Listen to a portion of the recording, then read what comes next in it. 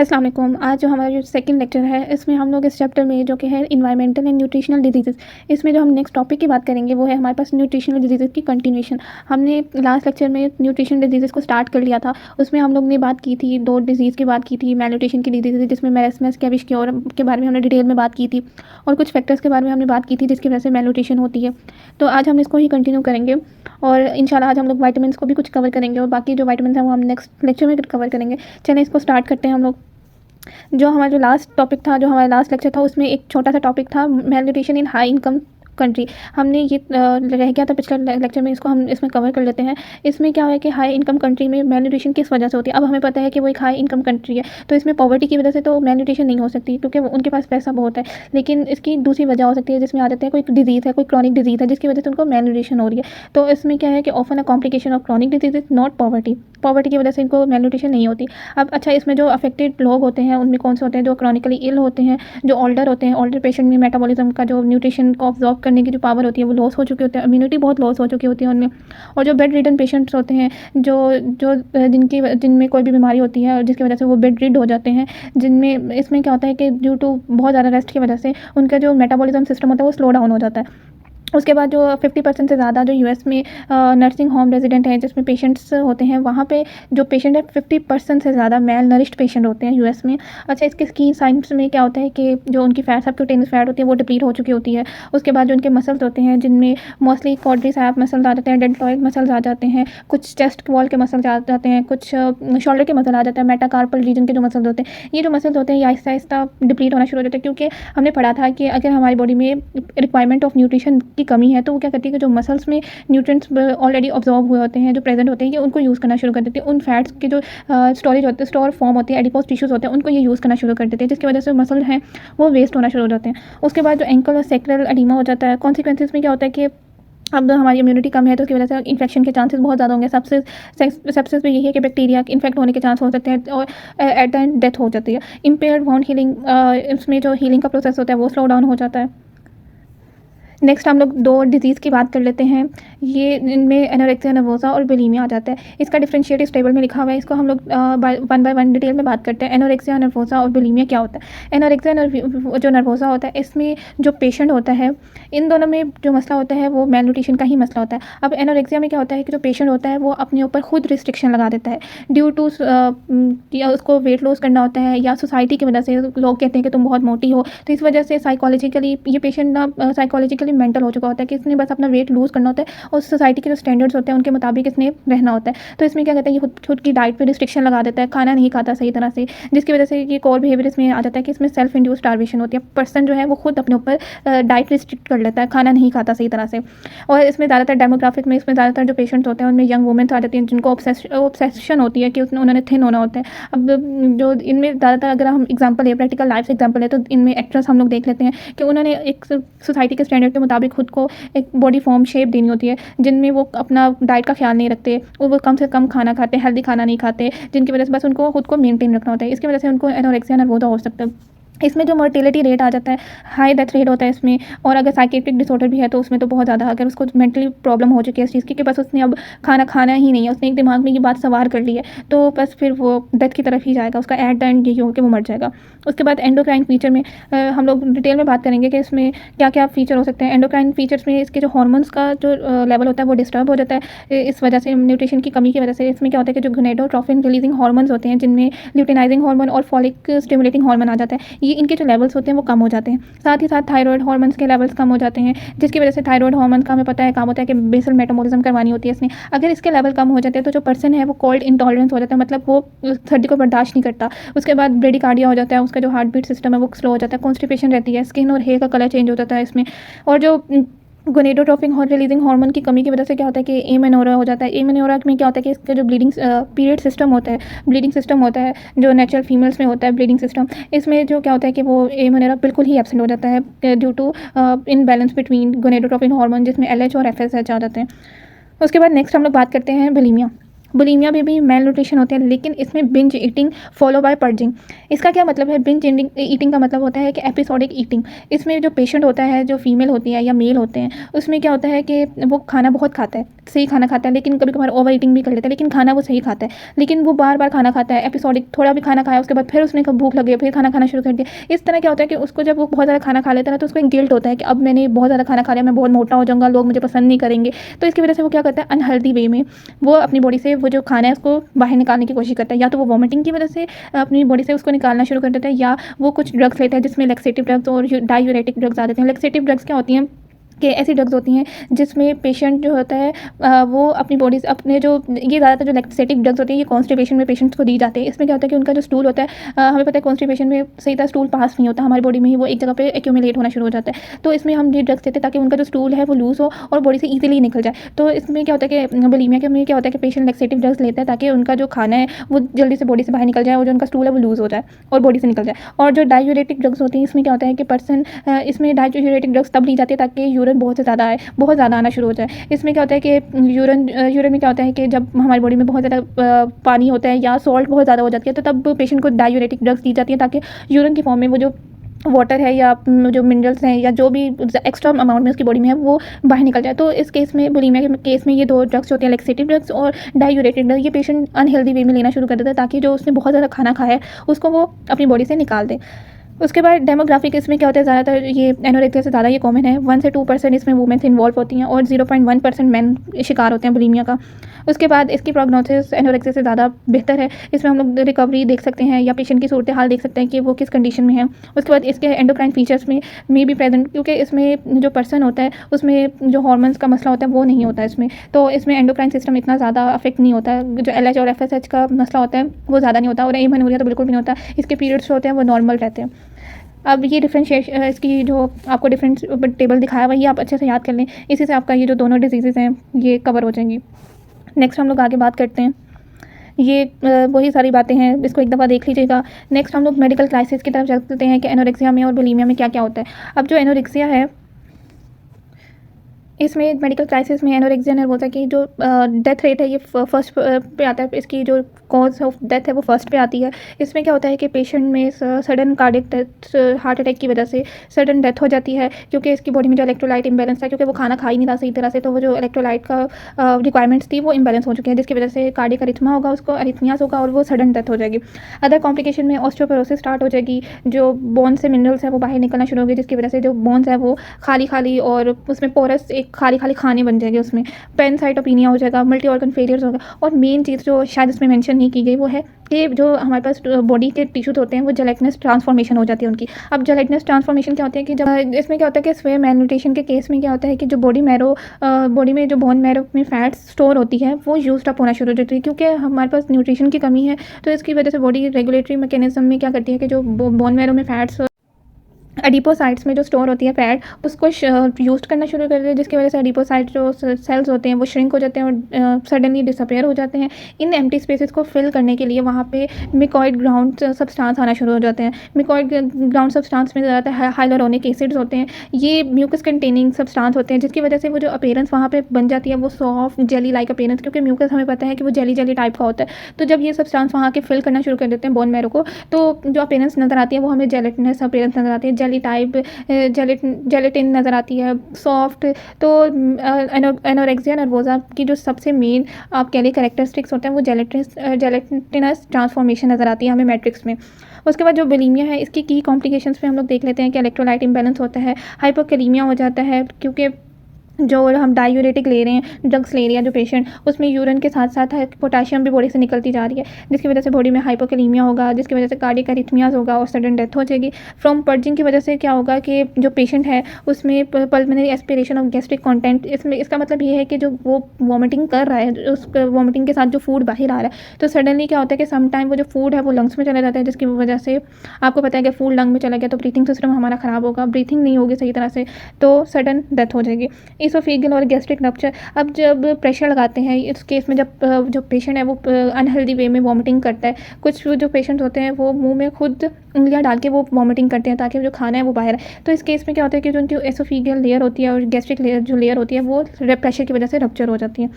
उसके डायग्नोसिस में क्या होता है कि बुलीमिया में क्या होता है कि इसमें हमें कोई फिजिकल साइन नज़र नहीं आती, क्योंकि हमने देखा है कि इसमें जो गोनाडोट्रोपिन रिलीजिंग हार्मोन्स होते हैं वो नॉर्मल होते हैं, इसमें पीरियड का मसला नहीं होता। तो इसलिए हमें स्टार्ट में तो साइंस बिल्कुल नज़र नहीं आते। साइंस हमें तब पता चलता है बुलीमिया हमें हुआ हुआ है, तब पता चलता है जब हमें साइकोलॉजिकल असेसमेंट नज़र आती है, जब उस पेशेंट के बिहेवियर में कोई मसला आता है, जब हम लोग देखते हैं कि वो कुछ अनहेल्दी एक्टिविटी करना शुरू कर दिया, उसने वॉमिटिंग कर रहा है, फ्रीक्वेंट वॉमिटिंग करना शुरू कर दिया, या ड्रग्स बहुत ज़्यादा लेना शुरू कर दिया उसने, तब हमें पता चलता है कि इस पेशेंट में कोई यहाँ बीमारी है, बुलीमिया है। तो साइंस तो हमें इसकी बॉडी में कोई नज़र नहीं आता, लेकिन जब वो एक नॉर्मल से हट के चीज़ें करना शुरू कर देता है तब हमें पता चलता है कि इसमें कोई ना कोई बीमारी है, तो वो बुलीमिया होती है। होप्स हो कि आपको ये दोनों क्लियर हो चुके होंगे। नेक्स्ट हम लोग चलते हैं वाइटामिन्स की डिस्कस करते हैं। वाइटामिन्स क्या होते हैं? कुछ एसेंशियल माइक्रो न्यूट्रिएंट्स होते हैं जिसमें 13 वाइटामिन्स आ जाते हैं। 13 वाइटामिन्स में 2 कैटेगरीज होती हैं, एक होती है फैट सोल्यूबल और एक होती है वाटर सोल्यूबल। फैट सोल्यूबल इसमें आ जाता है A, D, E, K। ये हमारी बॉडी में स्टोर होते हैं, और ये अगर इनकी ऑब्जॉर्प्शन या ये हमारी बॉडी में इसकी कमी हो गई है तो ये फैट के डिसऑर्डर करवा देते हैं। और जो वाटर सोल्यूबल है इनमें हमारे पास B और C आ जाते हैं। इसमें जो है ये हमारी बॉडी में स्टोर नहीं होते हैं, वाटर सोल्यूबल होते हैं, और हमें उसकी रिक्वायरमेंट होती है, हमें ये रेगुलरली लेने पड़ते हैं ताकि हमारी बॉडी की जो नीड है वो पूरी हो सके। तो 2 तरह के हो गए फैट सोल्यूबल और कुछ हो गए वाटर सोल्यूबल। वाटर सोल्यूबल में 2 तरह के आ जाते हैं, B और C। इसको हम लोग एक निमोनिक से भी याद रख सकते हैं, बस के निमोनिक से याद रख सकते हैं कि बस पानी में गिर गई है, तो बस से BC और पानी में गिर गई है मतलब वो वाटर सोल्यूबल है। उसके बाद इसकी डेफिशिएंसी, कॉजेज़ ऑफ डेफिशिएंसी में क्या होता है, हमने प्राइमरी और सेकेंडरी में पढ़ा था। प्राइमरी में कोई डाइटरी का मसला होता है, हमने सही तरह से खाना नहीं खाया जिसमें न्यूट्रिशन नहीं थी। सेकेंडरी में मेल ऑब्जॉर्प्शन हुई हुई है, या ट्रांसपोर्ट से इस तरह से नहीं हुई हुई, या पुअर यूटिलाइजेशन हो रही है हमारी बॉडी में। उसके बाद ये it's important to note that कि सिंगल वाइटामिन की डेफिशिएंसी में ज़्यादा मसला नहीं होता, एक अनकॉमन चीज़ होती है। अगर ज़्यादा वाइटामिन की कमी हो तो तब बॉडी को पता चलता है कि वाकई हमारी बॉडी में वाइटामिन की कमी हो रही है। नेक्स्ट हम लोग बात करते हैं विटामिन ए। विटामिन ए क्या होता है, विटामिन ए का रोल क्या होता है हमारी बॉडी में, इसकी डेफिशिएंसी की वजह से क्या होगा विटामिन ए की, इसके फंक्शंस क्या होते हैं, इसकी टॉक्सिसिटी की वजह से क्या होगा। तो स्टार्ट करते हैं vitamin A, the vision vitamin. इसको मेनली इसका जो विटामिन का ए का काम होता है वो विजन में होता है, हमें लाइट में या अंधेरे में नज़र आने जो विटामिन इन्वॉल्व होती है वो विटामिन ए होती है। उसके बाद इसमें विटामिन ए क्या होते हैं, बेसिकली कुछ कंपाउंड होते हैं जिनको हम लोग मिला के हम लोग उसको रेटिनॉइड्स कहते हैं, और रेटिनॉइड्स ए का काम जो होता है वो सिमिलर टू विटामिन ए होता है, तो इसलिए विटामिन ए और रेटिनॉइड सेम होते हैं। अब इसमें कौन कौन से कंपाउंड आ जाते हैं, रेटिनॉल आ जाता है, रेटिनल आ जाता है, और रेटिनोइक एसिड आ जाता है। इन सब के अलग अलग फंक्शन होते हैं, अभी डिस्कस कर लेते हैं। रेटिनॉल का जो फंक्शन होता है, हमारी बॉडी में जो ऑब्जॉर्प्शन फॉर्म होती है इंटेस्टाइन में, जो जिस फॉर्म में ऑब्जॉर्ब होना होता है वो रेटिनॉल होती है, तो इसीलिए जो हमें विटामिन ए रिक्वायर्ड होती है एज अ रेटिनॉल फॉर्म में रिक्वायर्ड होती है। उसके बाद रेटिनल ये ज़्यादातर काम करता है हमारी आई साइड पे, ये विजन में ज़्यादातर इसका रोल होता है। रेटिनोइक एसिड ये ज़्यादातर सेल की ग्रोथ और डिफ्रेंसिएशन, इसका काम टिश्यूज़ में होता है, पेरिफेरल टिश्यू या किसी भी किस्म के टिश्यूज़ होते हैं वहाँ पर रेटिनोइक एसिड ने काम करना होता है। इन सबको मिला के हम लोग कहते हैं रेटिनॉइड्स, और रेटिनॉइड्स हम विटामिन ए इक्वल टू, आप कह सकते हैं retinoid equal to vitamin A. उसके बाद डाइटरी सोर्सेज विटामिन हमें ए कहाँ से मिलती है, 2 तरह की फॉर्म्स होती हैं, डाइटरी सोर्स होती है, एक होता है प्री फॉर्म विटामिन ए और एक होती है pro vitamin A. Pre form vitamin A जो होती है वो ऑलरेडी रेटिनॉल की फॉर्म में होती है, और ये किस में होती है, लीवर में होती है, किसी भी चिकन लीवर, फिश के लीवर, एग में होती है, मिल्क या बटर में होती है। और प्रो विटामिन ए क्या होती है, ये कैरोटीनॉइड फॉर्म में होती है। इसको जब ये बॉडी में जाती है तो इसको सबसे पहले कन्वर्ट करना होता है विटामिन ए में, तब जाके ये रेटिनॉल में कन्वर्ट करना, तब जाके ये हमारी बॉडी में ऑब्जॉर्ब होती है इन द इंटेस्टाइन एरिया में। प्रो विटामिन्स में कैरोटीनॉइड में जो इसकी जो मेन एग्जांपल है वो बीटा कैरोटीन है। ये कहाँ कहाँ पे होती है, yellow leafy green vegetable, carrot, squash और स्पिनिश में होती है। उसके बाद जर्नी ऑफ विटामिन ए की बात कर लेते हैं, किस तरह ये हमारी बॉडी में ऑब्जॉर्व होते हैं। सबसे पहले इसकी ऑब्जॉर्प्शन के लिए जो रिक्वायरमेंट होती है वो बाइल रिक्वायर होता है, पैंक्रियाटिक एंजाइम कुछ रिक्वायर होते हैं, डाइटरी फैट रिक्वायर होता है, और जो जिस एरिया पे ये ऑब्जॉर्व होती है वो इंटेस्टाइन होता है, इंटेस्टाइन एरिया पे जाके ऑब्जॉर्व हो जाती है।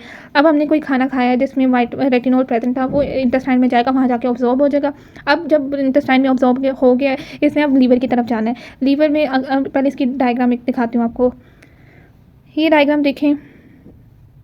अच्छा, ये डायग्राम देखें, इसमें हमने खाना खाया, कोई मीट लिया है जिसमें प्री फॉर्म विटामिन ए थी, या हमने कोई वेजिटेबल लिया है जिसमें कैरोटीन और प्रो विटामिन ए मौजूद थे। तो क्या हुआ कि तो हमारी बॉडी में रेटिनॉल मिल गई, इनमें रेटिनॉल प्रेजेंट होती है तो ये रेटिनॉल मिल गया। अगर कैरोटीन फॉर्म में है तो बीटा कैरोटीन फॉर्म में है, तो सबसे पहले ये कन्वर्ट होगी कैरोटीन में, रेटिनॉल में कन्वर्ट होगी, तब जाके ये ऑब्जॉर्ब होगी। ठीक है, इंटेस्टाइनल सेल्स में ये जाके ऑब्जॉर्ब हो गई। ठीक है, इन इंटेस्टाइन ये ऑब्जॉर्ब होंगे। उसके बाद अब इसने जाना है लीवर के पास। तो लीवर में जाने के लिए इसको काइलोमाइक्रोन्स की ज़रूरत होगी। काइलोमाइक्रोन्स एक सब्सटेंस होता है जो इसको उठा के लीवर की तरफ लेके जाता है। जब ये लीवर में जाएगी तो वहाँ जाके इसने इन रेटिनाइल ईस्टर की फॉर्म में स्टोर हो जाना होता है। अब जब ये लीवर में स्टोर हो गई है तो अच्छा, ये एपोलिपोप्रोटीन ई रिसेप्टर क्या होते हैं कि ये लीवर के ऊपर रिसेप्टर्स होते हैं जो जब ये आती है काइलोमाइक्रोन के जरिए यहाँ के, तो ये सबसे पहले इन रिसेप्टर के अंदर लगती है, फिर रिसेप्टर इसको लीवर के अंदर लेके जाते हैं। उसके बाद जाके ये स्टोर होगी, रेटिनाइल ईस्टर की फॉर्म में स्टोर होगी। जब बॉडी को अब ज़रूरत है, रिक्वायरमेंट्स है रेटिनॉल की, तो क्या करेगी, ये लीवर से निकलेगी और चली जाएगी इन टिश्यूज़ के पास। अगर टिश्यू में ज़रूरत है तो टिश्यूज़ के पास चली जाएगी। अगर आइज़ में मसला है, आइज़ में ज़रूरत है, इसको विजन में मसला है, विजन में मसला आ रहा है तो हमें रेटिनॉल की ज़रूरत है, तो ये विजन की तरफ चली जाएगी। या बॉडी के अगर किसी भी पार्ट में, किसी भी जगह ज़रूरत है इसकी, तो ये वहाँ चली जाएगी। अब ट्रांसपोर्ट टू टिश्यू में जाने के लिए इसको RBP रेटिनॉल बाइंडिंग प्रोटीन्स की ज़रूरत होती है। ये वहाँ जाएगी। जब ये टिश्यूज़ के पास जाएगी, वहाँ पर हर टिश्यू के पास अपना स्पेसिफिक रिसेप्टर होता है। ये उस रिसेप्टर के साथ लगेगी, वहाँ जाएगी। जैसे टिश्यू के अंदर जाएगी वहाँ इसकी ऑक्सीडेशन होगी और ऑक्सीडेशन के बाद ये रेटिनोइक एसिड के साथ कन्वर्ट हो जाएगी।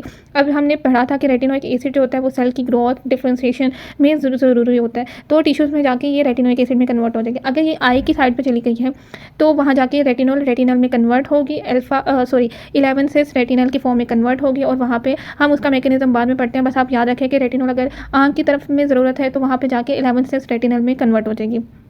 तो होप सो ये आपको ये डायग्राम समझ आ गई होगी। नेक्स्ट हम लोग चलते हैं इसके फंक्शंस की तरफ चलते हैं। सबसे पहला जो इसका मेन फंक्शन है वो मेंटेन करना होता है विजन को। अब हम की विजुअल पिगमेंट्स होते हैं, दो तरह के पिगमेंट्स होते हैं। एक होता है रिडोप्सिन। रिडोप्सिन में ज़्यादातर ये रेटिनल इन्वॉल्व होता है। ये रिडोप्सिन का काम क्या होता है, ये रोड सेल्स में प्रेजेंट होता है। रोड सेल्स हमें पता है ऐसे सेल्स होते हैं जो लो लाइट में हमें नज़र आने में मदद करते हैं। अब एक दूसरे तरह के भी पिगमेंट्स होते हैं, आयोडोप्सिन पिगमेंट होते हैं। ये पिगमेंट्स इसमें भी रेटिनल इन्वॉल्व होते हैं लेकिन थोड़ी कम होती है। तो इसमें क्या होता है कि ये जो पिगमेंट्स होते हैं ये कौन सेल्स में प्रेजेंट होते हैं, और जब हमने लाइट में देखना होता है या किसी कलर को देखना होता है, 3 प्राइमरी कलर्स जो होते हैं हमारे पास, रेड, ग्रीन और ब्लू, इनको देखने के लिए आयोडोप्सिन पिगमेंट्स होते हैं वो हमारी मदद करते हैं। ये कौन सेल्स में प्रेजेंट होते हैं। तो दो तरह के पिगमेंट्स होते हैं, रिडोप्सिन और आयोडोप्सिन। ये दोनों सेल्स, रिडोप्सिन जो है वो रोड सेल्स में प्रेजेंट होते हैं और लो लाइट विजन्स में मदद करते हैं। और जो आयोडोप्सिन होते हैं वो कौन्स में प्रेजेंट होते हैं। ये कहाँ पे, ये हमें लाइट में या किसी कलर को आइडेंटिफाई करने में ये हमें मदद करते हैं। अब ये जो दोनों पिगमेंट्स होते हैं इनमें विटामिन ए इन्वॉल्व होती है। अगर विटामिन ए नहीं होगी तो ये पिगमेंट्स रिडोप्सिन और आयोडोप्सिन जो है वो नहीं बनेंगे। ठीक है, इतनी बात समझ आ गई कि विटामिन ए का काम क्या है, ये दोनों पिगमेंट्स बनाना, और इन पिगमेंट्स के फंक्शंस क्या होते हैं। अब हम लोग देख लेते हैं विजुअल साइकिल क्या होता है। अब क्या हो गया कि रेटिनॉल्स ने कन्वर्ट होना होता है 11 सिस रेटिनल में। हमने बात की कि जब रेटिनॉल बनता है तो अगर हमें आई साइड पे उसकी ज़रूरत है तो वो वहाँ पे जाएगा, वहाँ जाके कन्वर्ट हो जाएगा 11 सिस रेटिनल में। 11 सिस जो रेटिनल, आप कह सकते हैं कि जो रेटिनॉल है जो सबसे पहले कन्वर्ट होता है आई साइड पर, 11 सिस रेटिनल में कन्वर्ट होता है। एक फॉर्म होती है, दूसरी ट्रांसफॉर्म होती है। तो हम बात करते हैं उसकी बाद में। पहले हम दो याद रखें, दो तरह की फॉर्म होती है रेटिनॉल जब कन्वर्ट होनी होती है। एक होती है सिस फॉर्म होती है, एक होती है ट्रांसफॉर्म होती है। अब रेटिनॉल आई की तरफ आई, उसने सारी कन्वर्ट कर दी, 11 सिस रेटिनल में कन्वर्ट हो गया। ठीक है, अब जब ये सिस फॉर्म बनेगी तो सिस फॉर्म जो होगी वो ऑप्सिन के साथ बाइंड होगी। ऑप्सिन एक प्रोटीन होती है हमारी आंख में, वो जब इसके साथ 11 सिस रेटिनल जब ऑप्सिन के साथ बाइंड होगी तो हमारे पास एक पिगमेंट बनेगा जिसको हम कहते हैं रिडोप्सिन। क्या हुआ, रेटिनॉल आई हमारी आंख में, वो कन्वर्ट हुई 11 सिस रेटिनल में। 11 सिस रेटिनल ऑप्सिन के साथ लगी जो एक प्रोटीन है, जिसने अगर ये प्रोटीन नहीं होगी तो रिडोप्सिन नहीं बनेगा। ठीक है, ऑप्सिन के साथ बाइंड हुई, रिडोप्सिन बना। अब रिडोप्सिन का काम क्या है कि हमने लो लाइट विजन में ये हमें दिखाता है। ठीक है, इतना समझ आ गया कि ऑल सिस ने बनाने होते हैं रिडोप्सिन। अब अगर हमने देखना है कि हमने कोई कलर देखना है या डे लाइट में हमने देखना है तो क्या होगा कि लाइट हिट करेगी रिडोप्सिन के ऊपर जो ऑलरेडी बने हुए हैं। तो क्या होगा, रिडोप्सिन क्या करेगा, जितने भी सिस रेटिनल थे उन सबको कन्वर्ट कर देगा ऑल ट्रांस रेटिनल में। जैसे ही ऑल ट्रांस रेटिनल में कन्वर्ट होगा, आयोडोप्सिन पिगमेंट बनेगा। आयोडोप्सिन पिगमेंट कौन सेल्स को एक्टिवेट करेगा, नर्व भेजेगा ब्रेन में कि कौन सेल को एक्टिवेट करो, तो हमें लाइट में नजर आना शुरू हो जाएगा, कलर आइडेंटिफाई होना शुरू हो जाएंगे। अब ये साइकिल जो है रिपीट होता जाएगा। जैसे ही हम दोबारा डार्कनेस की तरफ जाएंगे तो जितने भी ट्रांस थे वो दोबारा सिस में कन्वर्ट होंगे। सिस जो है ऑप्सिन के साथ जाके बाइंड होगी, ऑप्सिन जो है वो रिडोप्सिन बनाएगी, तो जिसकी वजह से हम डार्कनेस को अडेप्ट कर सकते हैं। लेकिन जब हम कोई भी लाइट हिट करेगी हमारी आंख को तो रिडोप्सिन टूटेंगे, वो जो सिस जो जितनी भी सिस बनी हुई थी वो जाके ट्रांस रेटिनल में कन्वर्ट होगी, तो हमें लाइट में नजर आना शुरू हो जाएगा। इसकी डेफिशिएंसी में नाइट ब्लाइंडनेस हो जाती है, क्योंकि हमें पता है कि जो मेनली विटामिन का फंक्शन होता है वो रिडोप्सिन में होता है। तो नाइट ब्लाइंडनेस, अगर हम लोग रात के वक्त लो लाइट में नहीं देख सकते तो नाइट ब्लाइंडनेस हो जाएगी इसमें, और इसको हम लोग निक्टोलोपिया भी कहते हैं। नेक्स्ट इसका जो मेजर फंक्शन है वो रेगुलेशन ऑफ सेल ग्रोथ और डिफरेंशिएशन करवाना होता है। अब क्या होता है कि रेटिनोइक एसिड जो टिश्यूज़ में, जब रेटिनोइक एसिड में रेटिनॉल कन्वर्ट होता है तो कुछ वहाँ पे रिसेप्टर्स होते हैं जिनमें आ जाता है रेटिनोइक एसिड रिसेप्टर RAR, और जब वो हेट्रोडिमर फॉर्म में जाता है तो वो RXR रिसेप्टर बनाता है। ठीक है, ये जो दो रिसेप्टर होते हैं जब विटामिन ए रेटिनोइक एसिड इनके साथ जब बाइंड होता है तो तो ये जीन के एक्सप्रेशन जो है वो शुरू करवा देगा। और जब ये जीन्स बनाना शुरू करेंगे तो इसमें मेन 3 तरह की जीन्स ये बनाएगा। ये कुछ ग्रोथ फैक्टर्स की जीन्स बनाएगा, कुछ ट्यूमर सप्रेसर्स की जीन्स बनाएगा और कुछ सिक्रेटेड प्रोटीन की जीन्स बनाएगा। क्या हुआ, अभी हम दोबारा से इसको समराइज़ करते हैं, ठीक है। पहले समझ आ गई कि 2 तरह के रिसेप्टर्स होते हैं, RXR और कुछ RER रिसेप्टर्स होते हैं। जब विटामिन ए इनके साथ रेटिनोइक फॉर्म जो इसके साथ आके बाइंड करती है तो जीन के एक्सप्रेशन शुरू करवाता है। इसमें 3 तरह की मेन जीन होती है, ग्रोथ फैक्टर की जीन्स होती हैं, कुछ ट्यूमर सप्रेसर की जीन्स होती है, कुछ सिक्रेटेड प्रोटीन की जीन्स होती हैं। अब एपिथेलियल टिश्यूज़ को किस तरह ये मेंटेन करके रखती है। एपिथेलियल टिश्यू में पता है स्किन की ऑर्गन्स की लाइनिंग में प्रेजेंट होते हैं, तो इसको मेंटेन कैसे करती है, इसको हेल्दी कैसे रखती है। ये क्या करती है कि इसको जो एपिथेलियल टिश्यूज़ होते हैं इनको मेंटेन करके रखते हैं कि ये म्यूकस को सिक्रीट करवाएं। अब अगर विटामिन ए की कमी होगी तो म्यूकस सिक्रीटिंग जो एपिथेलियम होगी वो कन्वर्ट हो जाएगी केराटिनाइजिंग एपिथेलियम में। केरेटिनाइजेशन मीन वहाँ पे केरेटिन्स को बिल्डअप करना शुरू कर देगी। जो वो लेयर है वो इन द फॉर्म ऑफ केरेटिनाइज बनना शुरू हो जाएगी, मतलब वो ड्राई हो जाएगी, थिक हो जाएगी, नॉन सिक्रेटिंग म्यूकस लेयर बन जाएगी। तो विटामिन ए का होना बहुत ज़रूरी है ताकि वो म्यूकस सिक्रेटिंग एपिथेलियम को मेंटेन कर सके, हेल्दी रख सके उसको। अच्छा, अब नेक्स्ट हम लोग बात कर लेते हैं थर्ड इसके फंक्शन की। ये लिपिड की मेटाबॉलिज्म करवाता है और इम्यून सिस्टम में भी इसका बहुत सारा फंक्शन होता है। लिपिड मेटाबॉलिज्म में क्या होता है कि ये करवाती है PPAR रिसेप्टर्स होते हैं, कुछ पैराऑक्सीजोम प्रोलिफरेटर एक्टिवेटर रिसेप्टर। ये जो रिसेप्टर्स होते हैं इनका बस आप नाम याद रख लें, तो PPAR ये नाम याद रख लें। ये जो रिसेप्टर होते हैं इनका काम होता है जैसे ही एक्टिवेट होंगे, इनका काम होता है जो हमारी बॉडी में फैट है उनकी ऑक्सीडेशन करवा देनी है। तो जब ये विटामिन ए क्या करते हैं, हमारी बॉडी में प्रेजेंट होगी जो एक्सेस हमारी बॉडी में फैट होगी, ये क्या करवाएगी, विटामिन ए PPAR को एक्टिवेट करवाएगी और वो फैटी एसिड की ऑक्सीडेशन करवा देगी, ठीक है। इस तरह लिपिड मेटाबॉलिज्म होगी और एडिपोजेनेसिस हो जाएगी, लिपोजेनेसिस हो जाएगी हमारी बॉडी में। बूस्ट इम्यूनिटी में क्या करती है कि विटामिन ए के सप्लीमेंट हमारी इम्यूनिटी को बूस्ट करते हैं और ये मोर्टेलिटी रेट को 28% कम कर देते हैं। होप सब के इसके क्लियर हो चुके होंगे। नेक्स्ट हम लोग जाते हैं विटामिन ए की डेफिशिएंसी की वजह से क्या क्या होता है। अभी ऑलमोस्ट हमने पढ़ लिया है कि साथ साथ हमने देख लिया था कि अगर विटामिन ए आंख में नहीं होगी तो नाइट ब्लाइंडनेस हो जाएगी। अगर सेल ग्रोथ, अगर RXR रिसेप्टर और RAR रिसेप्टर के साथ अगर विटामिन ए नहीं लगेगी तो वहाँ पे सेल की ग्रोथ नहीं होगी। सेल डिफरेंशिएशन में अगर हमारे पास विटामिन ए नहीं है तो जो म्यूकस क्रीटिंग एपिथेलियम है वो केराटिनाइजिंग एपिथेलियम में कन्वर्ट हो जाएगी, उसका मेटाप्लेजिया हो जाएगा। उसके बाद जो हमने थर्ड फंक्शंस पढ़ा था उसमें हम लोग पढ़ा था कि इम्यूनिटी में इसका बहुत अच्छा काम होता है और साथ में लिपिड की मेटाबॉलिज्म करवानी होती है। तो विटामिन ए नहीं होगी तो ये सब चीज़ें होंगी। अगर आपको उसके फंक्शन समझ आ गया तो आपको डेफिशिएंसी लिखने में कोई मसला नहीं होगा। चलिए इसको एक दफ़ा पढ़ लेते हैं। सबसे पहले प्राइमरी कॉजेज़ में कॉज क्यों होता है, या तो मेल न्यूट्रिशन है, बॉडी में सही तरह से वो मिल नहीं रही उसको न्यूट्रिशन, या जा तो रही है डाइटरी में कोई मसला है, डाइटरी में न्यूट्रिशन नहीं है पूरी प्रॉपर, या पॉवर्टी है, इंसान जो है वो सही तरह से अपने खाना नहीं खरीद सकता है जो जिसमें न्यूट्रिशन हो, अच्छा खाना नहीं खरीद सकता क्योंकि वो गरीब है। उसके बाद सेकेंडरी कॉजेज़ में कौन कौन से कॉजेज़ आ सकते हैं, कुछ डिजीज़ आ जाती हैं जिसमें फैट मेलोअब्जॉर्प्शन सिंड्रोम्स होते हैं। वो डिजीज़ सीलियक डिजीज़ होती है। 3C से आप याद रखें, 3 डिजीज़ जिनका नाम 3C है, सीलियक, क्रोहन और कोलाइटिस। ये 3 डिजीज़ में क्या होता है कि जो फैट की ऑब्जॉर्प्शन होती है वो सही तरह से नहीं हो रही होती है, जिसकी वजह से सेकेंडरी कॉजेज़ होता है हमें। उसके बाद आइट्रोजेनिक कॉजेज़ में ये कॉजेज़, आइट्रोजेनिक क्या होता है कि कोई भी हम थेरेपी ले रहे हैं, कोई मेडिकल थेरेपी ले रहे हैं तो उसका कोई साइड इफेक्ट हो गया, कोई हमने मेडिसिन लिया तो उसका साइड इफेक्ट हो गया जिसकी वजह से ये कॉज सेकेंडरी मेल ऑब्जॉर्प्शन हो गई हमारी बॉडी में। बायोरेटिक सर्जरी में क्या होता है कि पर्सन जो है वो अपने फैट, बेली फैट को कम करवाने के लिए सर्जरी करवाता है, या जिसकी वजह से जो बेली की फैट होती है वो रिड्यूस होना शुरू हो जाती है। तो ये बायोरेटिक सर्जरी होती है, इसमें साइड इफेक्ट्स के चांसेस होते हैं जिसकी वजह से सेकेंडरी मेल ऑब्जॉर्प्शन होती है। कुछ क्रॉनिक यूज़ ऑफ लेग्जेटिव्स हमने डिस्कस कर लिया कि पेशेंट ड्रग्स लेते हैं जिसमें उसका स्टूल जो होता है वो लूज़ होना शुरू हो जाता है, थिन होना शुरू हो जाता है, जिसकी वजह से वो बॉडी से निकलना शुरू हो जाता है। अदर फैक्टर्स में कोई इन्फेक्शन हो गया जिसकी वजह से स्टोरेज जो है वो डिप्लीट होना शुरू हो गया, या आरबीपी सिंथेसिस नहीं बन रही। आरबीपी हमने पढ़ा था कि इसने पेरिफेरल टिश्यूज़ की तरफ लेके जाना होता है, रेटिनल ईस्टर को पेरिफेरल टिश्यू की तरफ लेके जाना होता है, ठीक है। उसके बाद और समटाइम्स ये हो सकता है कि न्यू बॉर्न्स में ऑब्जॉर्प्शन सही तरह से नहीं हो रही, तो इसमें ये मसला हो सकता है। नेक्स्ट हम लोग बात कर लेते हैं फर्स्ट साइन में क्या होता है कि इसकी डेफिशिएंसी में नाइट ब्लाइंडनेस हो जाती है, जिसको हम लोग निक्टोलोपिया कहते हैं। इसका मैकेनिज्म में क्या होता है कि रिडोप्सिन हमारी जो है वो टूटना शुरू हो गई है। हमें जो रिडोप्सिन हमें पता है कि लो लाइट विजन के लिए चाहिए होती है, तो ड्यू टू लाइट वो जो रिडोप्सिन होती है वो टूट जाती है और जितने भी सेल्स होते हैं वो सारे ट्रांस में कन्वर्ट हो जाते हैं, जिसकी वजह से अगर हमने दोबारा रिडोप्सिन बनाना है तो हमारी बॉडी में रेटिनॉल होना ज़रूरी है। रेटिनॉल क्या होते हैं कि हमने पढ़ा है कि ऑब्जॉर्प्शन होती है इंटेस्टाइन में, एक ऐसी फॉर्म होती है जो इंटेस्टाइन में ऑब्जॉर्ब हो जाती है, फिर जाके ये लीवर में स्टोर होती है, फिर जहाँ जहाँ इसकी ज़रूरत होती है या वहाँ चली जाती है। अब रेटिनॉल हमारी बॉडी में नहीं है तो रेटिनल नहीं बनेगा, रेटिनल नहीं बनेगा तो नाइट ब्लाइंडनेस हो जाएगी। उसके बाद ये साइकिल फेल हो जाएगा और हम जो पर्सन है वो लो लाइट कंडीशन में नहीं देख सकेगा, इसकी वजह से इसको नाइट ब्लाइंडनेस हो जाएगी। उसके बाद आई डिजीज़ में क्या होता है कि ज़ीरोपैथेलमिया हो जाता है। इसमें क्या होता है कि पेशेंट की आंखें जो है या तो ड्राई होना शुरू हो जाती हैं या हमें कुछ स्पॉट्स वहाँ नज़र आते हैं जिसको हम लोग कहते हैं बिट स्पॉट कहते हैं, हम लोग बिट डॉट स्पॉट कहते हैं उनको, या कॉर्नियल जीरोसिस होगा या कैरेटोमेलेशिया हो जाएगा। क्या पहले हम इसकी डेफिनेशन पढ़ लेते हैं। ये जीरोपैथेलमिया क्या होता है, क्या pathological dryness of the conjunctiva और कॉर्निया।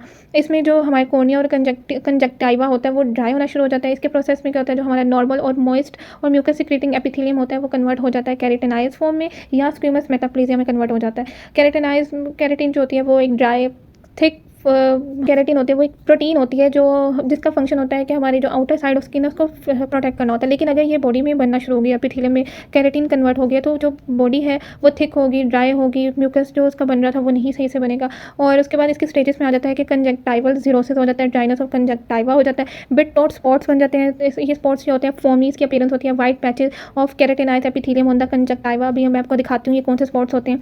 ये जो केराटिनाइज एपिथेलियम होते हैं इसके छोटे छोटे पैचेस बन जाते हैं हमारी आंख की तरफ। उसके बाद कॉर्नियल जीरोसिस में क्या होता है कि कॉर्निया में ड्राइनेस और क्लाउडी हमें नजर आता है। केराटोमिलेशिया में क्या होता है कि सॉफ्टनिंग, अल्सरेशन, ये एक एक्सट्रीम कंडीशन होती है। इसमें जो ब्लाइंडनेस होती है हम इसको रिवर्स नहीं कर पाते। इसमें क्या होता है कि अल्सर बन जाता है, सॉफ्ट हो जाती है हमारी जो कॉर्निया, परफोरेशन हो जाती है। ये देखिए बिट डॉट स्पॉट आपको नजर आ रहे हैं यहाँ पे, ये बिट डॉट स्पॉट ये है कुछ स्पॉट्स, केराटिनाइजिंग स्पॉट होते हैं। कॉर्नियल अल्सर आपको रेड रेड नजर आएगा। उसके बाद केराटोमिलेशिया या आहिस्ता आहिस्ता बड़ा होता जाता है और परमानेंटली ये हमारी आंख में ये जो कॉर्निया इसको बिल्कुल कवर कर लेता है, जिसकी वजह से हम लोग इसको रिवर्स नहीं कर पाते। सेकंड जो सेल डिफरेंशिएशन में नॉर्मल सेल हमारे पास ये है, इसकी ट्रांजिशन हो जाती है एपिथेलियल मेटाप्लेजिया की तरफ, स्क्वेमस मेटाप्लेजिया। इस तरह की स्क्वेमस फॉर्म ये होती है हमारे पास, ठीक है। तो नॉर्मली हमारे पास एपिथेलियम इस फॉर्म में होते हैं, लेकिन जब मेटाप्लेजिया हो जाता है इसमें तो ये इस फॉर्म में बन जाते हैं। उसके बाद ये जो फॉर्म है ये क्या करती है, अगर केराटिनाइज किडनी की साइड पे जमा होना शुरू हो जाता है तो स्टोन बना देती है और ये एडवांस जो मेटाप्लेजिया है वो सम टाइम कैंसर की तरफ भी जा सकता है।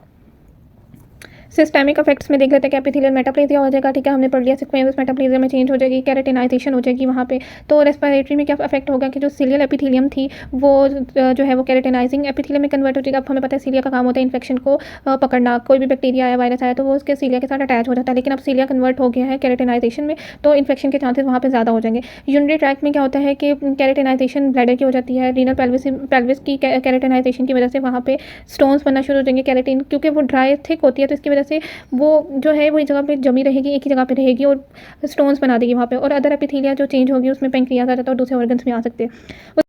मॉलिक्यूलर बेसिस सेलुलर डिसफंक्शन में क्या होगा कि नॉर्मली जो हमारे पास रेटिनोइक एसिड होती है उसने जाके आर के साथ बाइंड होना होता है और उसके बाद जीन की एक्सप्रेशन करवा देनी है। अब जीन के एक्सप्रेशन में ग्रोथ फैक्टर आएंगे, ट्यूमर सप्रेसर आएंगे, सेल साइकिल कंट्रोल आएंगे, प्रोटीन्स के सिक्रेटेड प्रोटीन्स के जो जीन्स होंगे वो बनेंगे। तो अगर ये नहीं होंगे तो अनकंट्रोल सेल ग्रोथ हो जाएगी और साथ में फॉल्टी डिफ्रेंशिएशन होगी। नेक्स्ट हम लोग बात कर लेते हैं विटामिन ए की टॉक्सिसिटी क्या होती है। अब दो तरह के होते हैं कि एक्यूट और क्रॉनिक फॉर्म होते हैं। एक्यूट में क्या होता है कि अगर हम लोगों ने लीवर खा लिया है, पोलर बियर का या वेल का या शार्क का, तो इसमें हमें एक्यूट विटामिन ए की टॉक्सिसिटी होगी। अगर क्रॉनिक फॉर्म में अगर हमने ओवर सप्लीमेंटेशन ली है, विटामिन बहुत ज़्यादा ले लिया तो उसमें क्रॉनिक फॉर्म आ सकती है। अब सिम्टम्स में एक्यूट जो है टॉक्सिसिटी में इसमें हेडेक आ जाता है, डिजीनेस आ जाती है, वॉमिटिंग आ जाती है, ब्लड विजन हो जाती है, स्टपर हो जाता है। हमारे स्टपर मीन होता है कि जो उनका उसका कॉन्शियस होता है, कॉन्शियस लेवल होता है वो मतलब कम हो जाता है, उसको समझ नहीं आता, रिस्पॉन्स नहीं करता वो सही तरह से, किसी चीज़ को रिस्पॉन्स नहीं करता। उसके बाद कैन मिमिक का ब्रेन ट्यूमर, एक ट्यूमर होता है सीडो ट्यूमर, सेरेब्रा का ट्यूमर होता है सीडो ट्यूमर, ये उसको मिमिक करता है, मतलब उस जैसा ये फंक्शन करता है। क्रॉनिक टॉक्सिसिटी में एनोरेक्सिया होगा, वेट लूज होगा, नोजिया, बोन जॉइंट पेन। और इसके मैकेनिज्म में क्या होता है कि रेटिनोइक एसिड जो होते हैं वो हमारी जो बोन्स होते हैं उसमें ऑस्टियोक्लास्ट का मैकेनिज्म स्टार्ट करवा देते हैं। ऑस्टियोक्लास्ट हमें पता है कि बोन रिजॉर्प्शन करवाती है। बोन रिजॉर्प्शन में जब बोन की रिजॉर्प्शन होगी, वो जो बोन्स हैं वो जो है वो वीक होना शुरू हो जाएंगे तो उसके फ्रैक्चर के चांसेस ज़्यादा हो जाएंगे। टेट्रोजेनिसिटी क्या होती है कि इसमें जो रेटिनॉइड्स होते हैं इसकी एबिलिटी होती है कि ये टेट्रोजेंस बना सकती है। तो इसलिए प्रेगनेंसी में हम लोग जो सिंथेटिक रेटिनॉइड्स होते हैं ये अवॉइड करवाते हैं, ताकि क्योंकि हमें पता है कि इसकी टेट्रोजेंस एबिलिटी होती है तो प्रेगनेंसी में ये नहीं देते, ताकि जो हमें पता है टेट्रोजेंस जो अफेक्ट करते हैं वो ज़्यादातर फीटस को अफेक्ट करते हैं, बर्थ डिफेक्ट करवाते हैं ये। तो हम लोग ये अवॉइड करवाते हैं कि सिंथेटिक रेटिनॉइड्स नहीं देने प्रेगनेंसी के दौरान। नेक्स्ट ये सारी वही बातें हैं कि सिस्टेमिक इम्पैक्ट डेफिशिएंसी में रेस्पिरेटरी ट्रैक में क्या होगा कि इन्फेक्शन के चांसेस बहुत ज़्यादा होंगे, क्योंकि वो जो सीलिया था वो ख़त्म हो गया वहाँ पे। उसके बाद यूरिनरी ट्रैक में क्या होगा, डिस्क्रिमिनेशन होगी, वो जो स्किन है वो हमें फ्लैट नज़र आएगी, छीली नज़र आएगी। नीडस क्या होता है, needs of renal and bladder stones. Needs होता है कि हमारी जो किडनी है या कोई भी एरिया जहाँ पे जहाँ पे केराटिनाइजेशन हुई, ये जो एरिया है वहाँ पे बैक्टीरिया का ग्रो करने के चांसेस बहुत ज़्यादा हो जाते हैं, वहाँ पे उसके मल्टीप्लाई करने के चांसेस बहुत ज़्यादा होते हैं। ऐसा एरिया जहाँ पे बैक्टीरिया ग्रो कर रहा है, मल्टीप्लाई कर रहा है, वो एरिया जहाँ पे उसको वो सारी न्यूट्रिशन मिल रही है जिसकी वजह से वो ग्रो कर सकता है, तो उसको हम नीडस एरिया कहते हैं। फॉलिकुलर हाइपरकेराटोसिस और फर्नोडर्मा और पेपुलर डर्माटोसिस। इसमें ये क्या होते हैं, ये इतने मुश्किल मुश्किल नाम, ये इसमें बेसिकली क्या होता है कि जो हमारे हेयर फॉलिकल्स होते हैं उसमें केराटिन फिल हो जाती है, जिसकी वजह से वो जो एरिया वो बम्पी बम्पी नज़र आता है। पेपुलर मीन बम्पी, जो स्किन होती है वो बम्प, हमें उसमें बम्प नज़र आते हैं। तो उभरी उभरी वो जो जगह होती है, छोटी छोटी जगह पे जहाँ जहाँ हेयर होते हैं उसके नीचे केराटिन जब जमा हो जाती है तो हमें उभरी उभरी नज़र आती है, तो इसको हम लोग कहते हैं फर्नोडर्मा, फाइनोडर्मा सॉरी। इम्यूनो सिस्टम में इम्यून की डेफिशिएंसी हो जाएगी, जिसकी वजह से मीजल, निमोनिया, इन्फेक्शन, डायरिया, ये इन सब के चांसेस ज़्यादा हो जाएंगे। सप्लीमेंटेशन इनको लेने की वजह से हम इसके मोर्टेलिटी रेट को 20 से 30% कम कर देते हैं। उसके बाद नेक्स्ट ये आज का हमारा विटामिन ए का टॉपिक हमने कंप्लीट कर लिया। नेक्स्ट इंशाल्लाह हम लोग विटामिन डी की बात करेंगे और होप्स आपके सारे कॉन्सेप्ट क्लियर हो चुके होंगे। और थैंक यू फॉर लिसनिंग। अल्लाह हाफ़िज़।